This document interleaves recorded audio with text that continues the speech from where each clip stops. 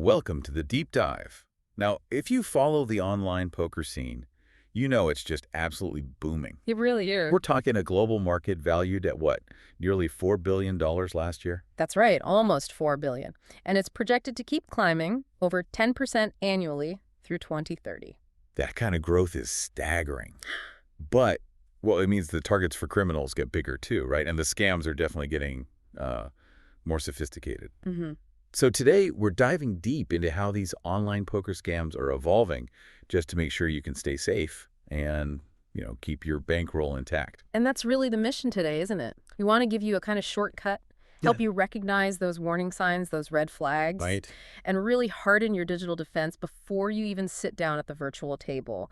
Because, the old scams, they were pretty simple, a dodgy email, maybe some amateur collusion at the tables. Yeah, I remember those. But now, vigilance is absolutely key. The threat landscape, it includes AI now. And looking at the context, the scale of this problem is, well, it's genuinely alarming. If we zoom out a bit, AI-generated deepfakes. They now account for a massive 7% of global fraudulent activity. 7%, wow. And then you zero in on the industry risk. A study just last year, 2024, noted that 6.3% of all gaming transactions, specifically betting and poker, were suspected fraud. And that's the highest rate. The highest rate among all digital industries. Think about that. That statistic is honestly terrifying because it really highlights that the stakes aren't just about losing a few buy-ins anymore. No. It's really about protecting your identity. These platforms, they need KYC checks, know your customer, to process big wins. Right, for withdrawals. Exactly. So if cyber criminals are getting really good at using deepfake tech in gaming, well, they're likely aiming to bypass those KYC rules. To drain your account, sure, but maybe even steal your identity for, other nasty stuff. Okay, let's unpack this. We need to start by really understanding the battlefield. Yeah. Where are these attacks actually coming from? Yeah, so we basically categorize the threats into two main fronts, you could say. First, you've got those targeting the platform, the site itself. All right. That compromises the whole environment. Right. And second, you've got threats involving other players, the ones sitting, across the virtual felt from you. Let's start with those platform vulnerabilities then, because these are the attacks trying to trick you into playing somewhere that's, well, rigged against you from the get-go. Right. And the primary threat here, it's these fake poker websites and apps. They're essentially high-quality clones of brands you trust. The clones. Exactly. Scammers copy the branding, the layout, everything perfectly. But they use slightly different domain names, maybe just one letter off, to fool players into thinking they're on the real site. So what's the quick tell? How do you spot a fake right away? You have to look for those immediate signs of, well, poor security. First, look at the domain extension. Is a popular brand suddenly using a .net or a .co instead of their usual .com? That's fishy. Okay, yeah. Second, check for a valid SSL certificate, that little padlock icon in your browser bar. If a site is handling your money and it doesn't have that secure encryption, just walk away, no question. Non-negotiable. Totally. Also, look out for unrealistic bonuses, deposit 10, get $1,000 sort of thing. Too good to be true. Always. Yeah. And just general low quality. Poor grammar, slightly off design. They often struggle with that final polish. Okay. And the second platform threat, that's the classic attack, isn't it? Exploiting human psychology. Phishing and account hacking. Yep. This isn't about the cards. It's about getting your login details, your keys to the vault, basically. How does that usually work? Often starts with a very targeted fake email. Or maybe a pop-up on one of those clone sites we just talked about. It'll claim your account is under review or there's suspicious activity. Creates urgency. Exactly. Urging you to re-enter your login details right now. And that link takes you to a fake login page that looks just like the real one. Precisely. And sometimes the more sophisticated attacks use malware, malicious software, that records your keystrokes when you type your password on any site. Captures your credentials directly. So the rule is always the same. If you get an email about your poker account, don't click the link. Manually type the official site address, the one you've bookmarked, into your browser and log in there. Good advice. Now, the third big platform vulnerability, This one hits the core integrity of the game itself, rigged games and fake RNG. We hear RNG thrown around a lot. Can you clarify what that actually means? Yeah, RNG stands for random number generator.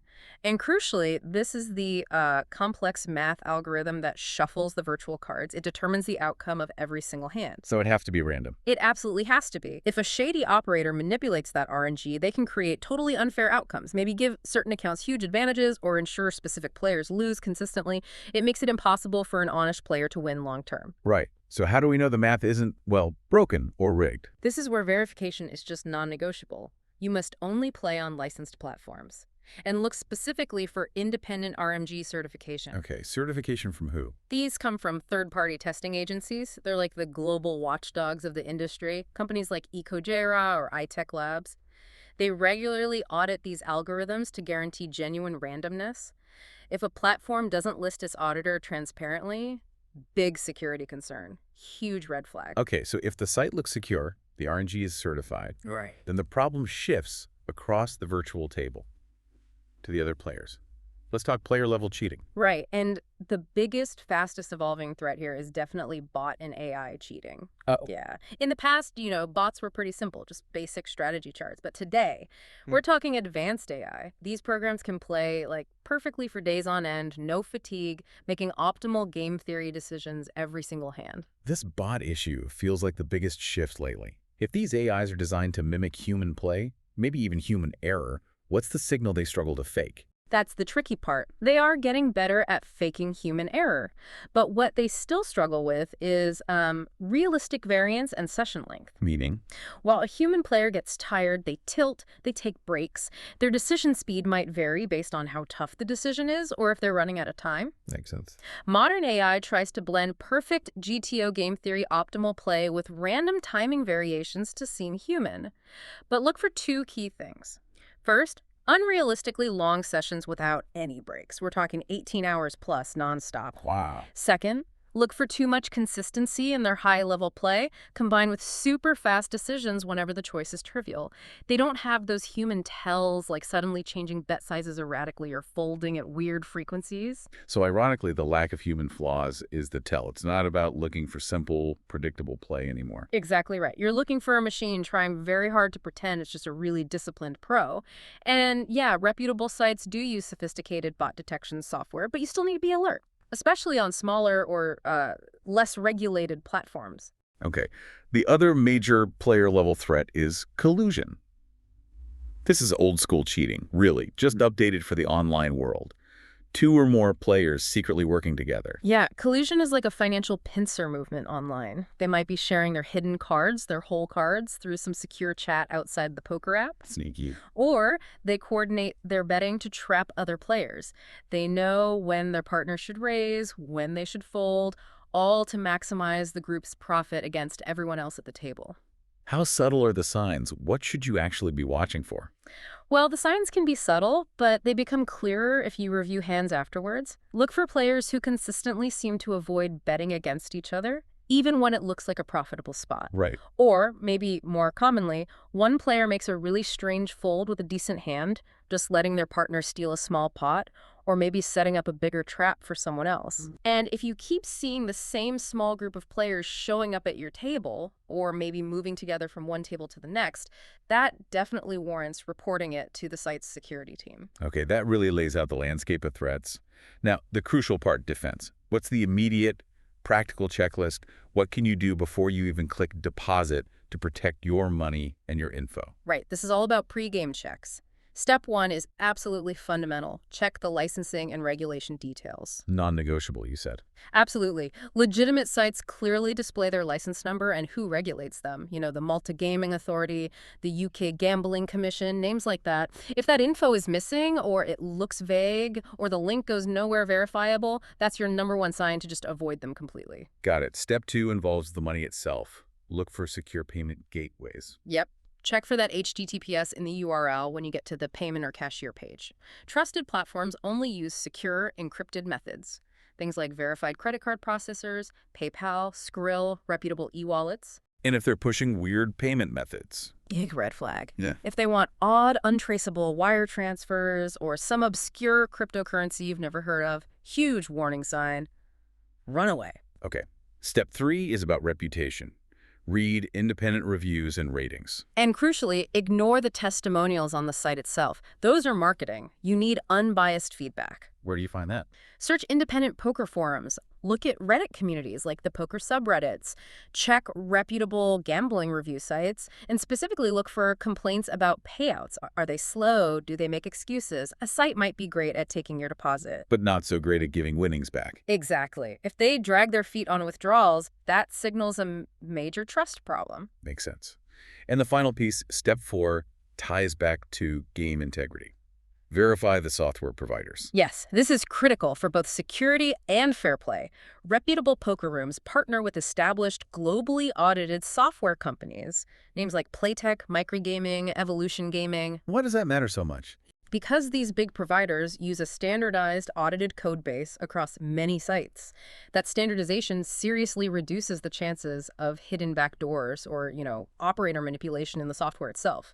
If the platform uses some unknown proprietary software you've never heard of, it strongly suggests either poor security or potentially rigged games. It's a really solid pre-game checklist. And the pro tip seems simple. Once you find a verified platform you trust, bookmark it. Definitely. Don't just search for it on Google every time, because that's how you risk clicking on one of those fake clone site links we talked about earlier. Smart move. Stick to your trusted bookmarked link. Always. Okay, now connecting the dots.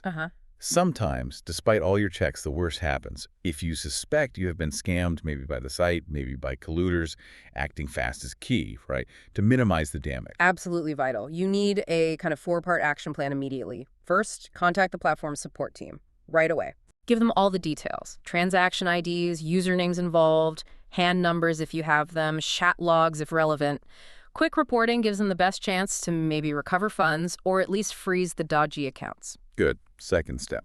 Report the scam to the relevant gambling authorities. Now, this depends on where you live. It could be your national or state gaming commission.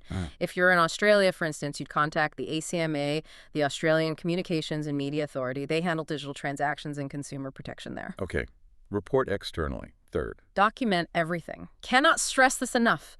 Take screenshots. Suspicious messages, payment confirmations, weird gameplay, all your communication with support.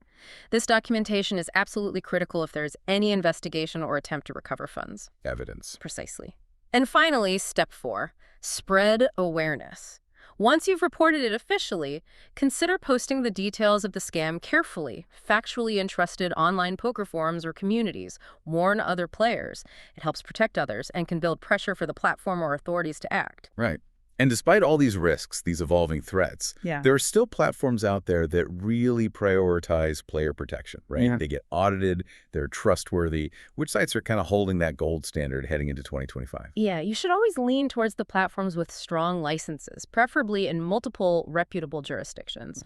PokerStars is a good example, globally known, licensed in many strict places. 888 Poker is another one. They operate under really rigorous regulations, guarantee game fairness through those regular audits we mentioned. And Party Poker, they've really made transparency and secure payments a big part of their brand. So what's the common thread there? The key thing, the common factor across all these legitimate sites is that commitment to regular third-party audits. For game fairness, for security, that external validation, that's really the gold standard of trust in this space. So what does this all mean then? Wrapping up, the final takeaway for playing responsibly in 2025. It's not just about managing your poker bankroll or playing solid strategy anymore, is it? Not at all. It's about making your personal digital security, your vigilance, a fundamental part of how you approach the game. Protecting your personal information is just as important as protecting your chips. It protects your peace of mind, too. Absolutely. Staying vigilant is paramount, especially, thinking about identity we mentioned earlier. Identity fraud cases more than doubled between 2021 and 2024. That's a huge jump. Yeah. So consider this. Identity verification, that KYC process, it's essential for getting your winnings out of a poker site. Now, think about the deepfake and phishing tactics that criminals have perfected in the gaming sector, specifically to bypass those withdrawal rules. Or where else could they use those perfected techniques? Exactly. What other everyday digital accounts might now be vulnerable? Think about accessing your retirement funds, your main online banking, your investment accounts. The skills are transferable for criminals.